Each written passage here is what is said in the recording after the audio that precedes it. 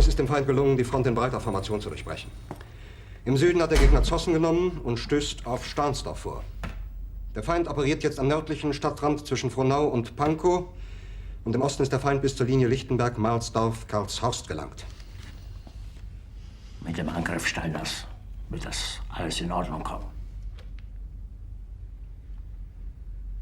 Mein Führer,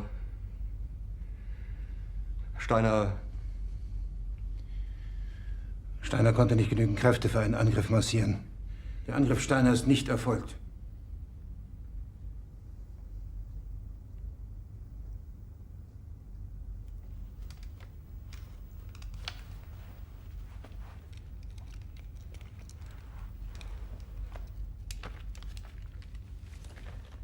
Es bleiben im Raum Keitel, Jodl, Krebs und Burgdorf.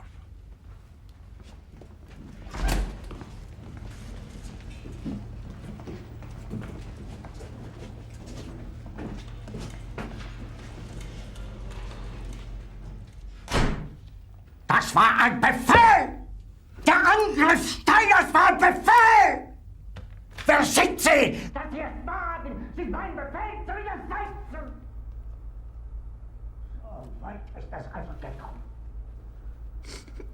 Das Militär hat mich belogen! Jeder hat mich belogen, sogar die SS! Die gesamte Generalität ist nichts weiter als ein Haufen niederträchtiger, treuloser Feiglinge! Mein Führer, ich kann nicht zulassen, dass die Soldaten, die für Sie verbringen... Nicht als Feiglinge! Verreiter, Versager! Mein Führer, was Sie da sagen, ist ungeheuerlich. Die Generalität ist das Geschmeiß des deutschen Volkes! Sie ist ohne Ehre! Sie nennen sich Generale, weil Sie Jahre auf Militärakademien zugebracht haben, nur um zu lernen, wie man Messer und Gabel hält!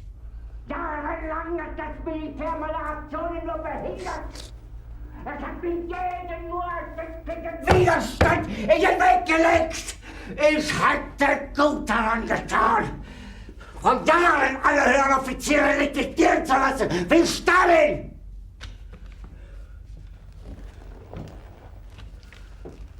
Ich war nie auf einer Akademie. Und doch habe ich allein auf mich gestellt, ganz Europa erobert.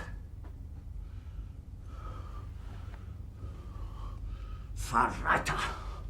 Von allem Anfang an bin ich so verraten und betrogen worden. Es wurde ein ungeheurer Verrat geübt am deutschen Volke. Aber alle diese Verräter werden bezahlen. Mit ihrem eigenen Blut werden sie bezahlen. Sie werden das saufen in ihrem eigenen Blut. Bitte, Gerda. Jetzt beruhig dich doch.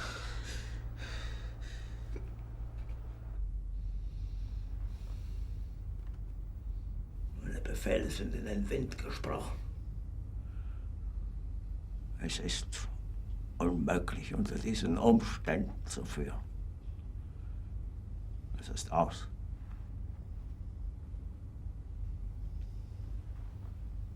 Der Krieg ist verloren.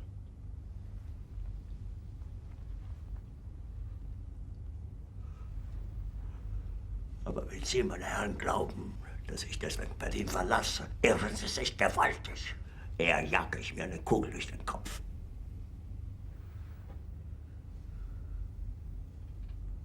Tun Sie, was Sie wollen.